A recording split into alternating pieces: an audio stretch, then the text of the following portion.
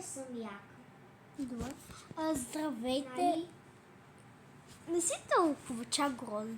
Здравейте, хора, днес ще покажем няколко тайни за Брукейвен, но първо ще ви покажа една в къщата на отчетка ми, ако може. Нора, може ли?